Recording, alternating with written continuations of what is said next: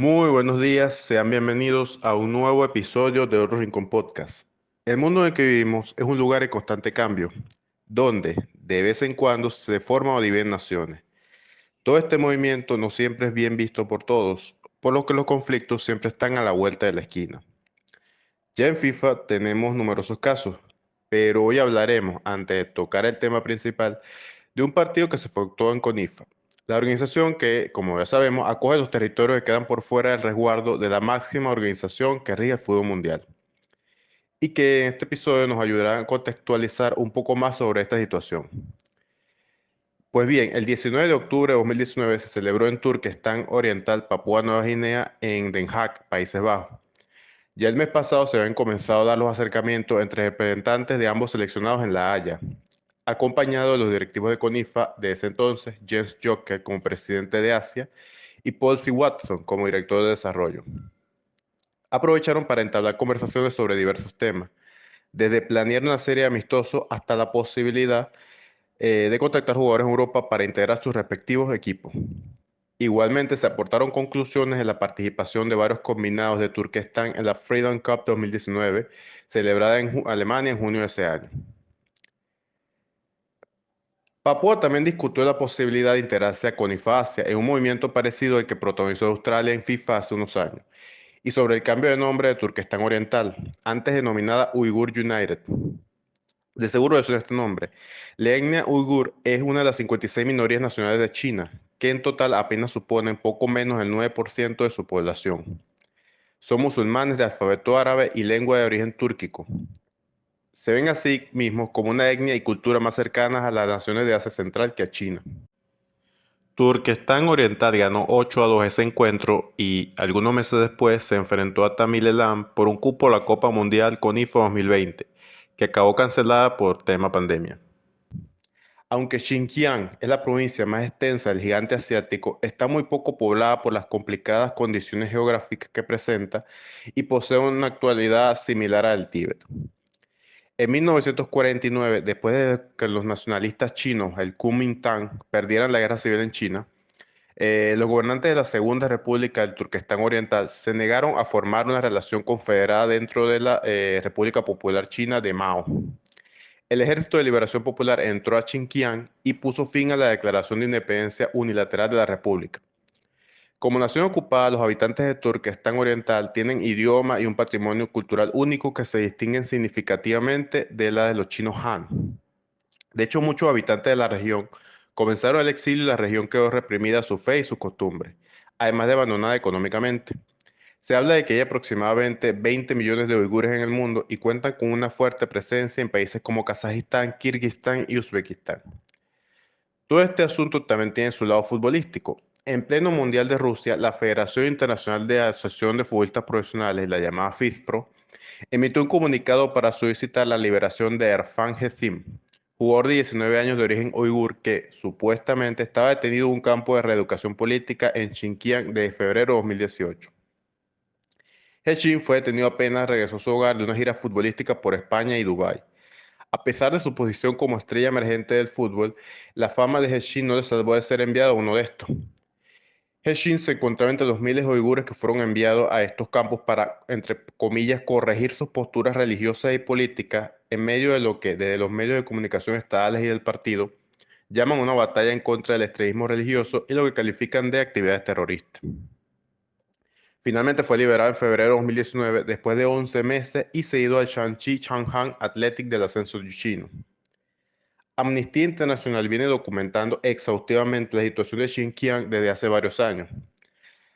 La organización ha entrevistado a más de 400 personas fuera de China cuyos familiares en Xinjiang todavía se encuentran en paradero desconocido, así como a personas que denunciaron haber sido torturados cuando se encontraban recluidas en estos campos de detención a lo largo de la región.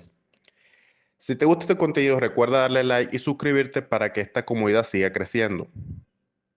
El 5 de julio de 2009, la violencia estalló en Urumqi, la capital de Xinjiang, luego de que creciera el malestar por cómo las autoridades manejaron una crisis de trabajadores uigures y de la etnia Han, la mayoritaria en China.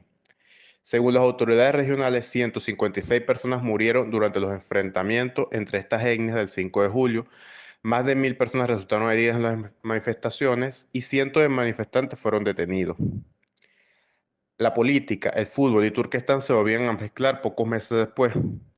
El nuevo fichaje de Juventus, el defensor turco Meri Demiral, no disputaría los amistosos de su nuevo equipo que iba a llevar a cabo en China ante Inter de Milán y un seleccionado de la K-League, la liga coreana. Ello se debía a la tensión diplomática existente entre Turquía y el gigante asiático tras las acusaciones hechas por ONU a su gobierno por los llamados campos de reeducación, la cual hacía que el proceso de obtención del visado para que el jugador entre al país sea sumamente complejo. Algo similar a lo que ocurrió con Henrik Mkhitaryan en la final de la Europa League de 2019 celebrada en Bakú. Todo sumamente complicado. Fundada en 2019, la Federación de Turquestán es la primera asociación nacional de fútbol de esta región desde 1949 y es responsable de supervisar todos los aspectos de los juegos, tanto amateur como profesionales, en las comunidades de esta diáspora en todo el mundo. Son miembros de CONIFA, anteriormente registrada, como ya comentamos, como Uyghur United, y sanciona todos los partidos de fútbol competitivos dentro de su a nivel nacional e indirectamente a nivel local a través de las ligas de sus asociaciones de fútbol de los países. De hecho, este sistema tiene presencia en Canadá, Noruega, Suecia, Países Bajos, Alemania, Bélgica, Francia, Australia y sobre todo Estados Unidos. Algunas posturas de futbolistas como Dembaba, Antoine Griezmann y Mesut Özil han servido para dar a conocer en el ámbito global una de las crisis de derechos humanos más graves de nuestra era.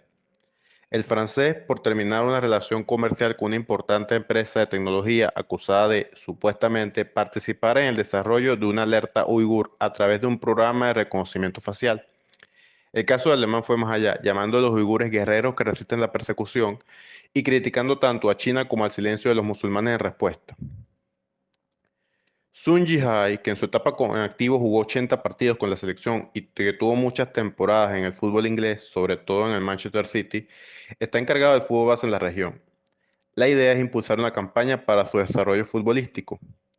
Hay estudios que señalan que ciertos indicadores físicos, por su origen, los hacen tener mejor condición que futbolistas de otras regiones del país.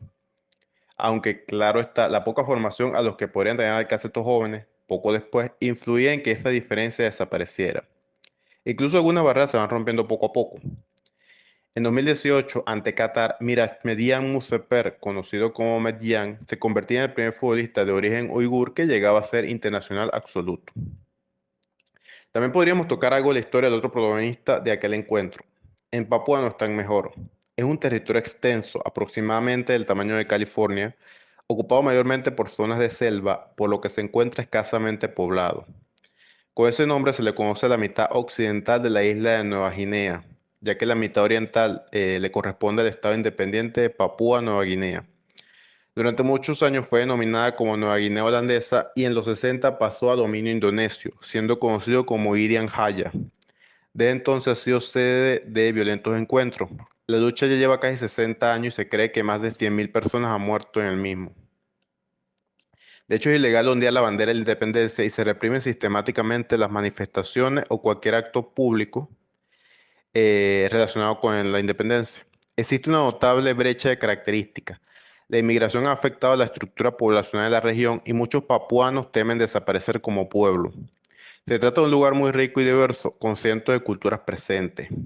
En lo concerniente al balompié, los Virú Pitú recién fueron incorporados a CONIFA en mayo de 2020 junto a Pueblo Mapuche. Formó parte de NF Board y estuvo planteado que participara en la Copa Mundial Viva correspondiente a 2006, pero finalmente por motivos logísticos de financiamiento no estuvo. Sí que participó en la Copa UMPO un año antes en La Haya, donde disputó un único partido ante Molucas del Sur. Este terminó en empate 1-1 y Molucas acabó ganando en tanda de penaltis. Al igual que otras históricas regiones asentadas al lado de un gran estado expansivo, los habitantes de Papúa Occidental y Turquestán Oriental se sienten marginados en su propia tierra. Los movimientos que toman la forma de resistencia llegan a tener algo de inspirador, debido al sentimiento de entusiasmo, esperanza e identidad propia que los caracteriza. Yo me quedo con eso. Muchas gracias y estar atentos a un próximo video.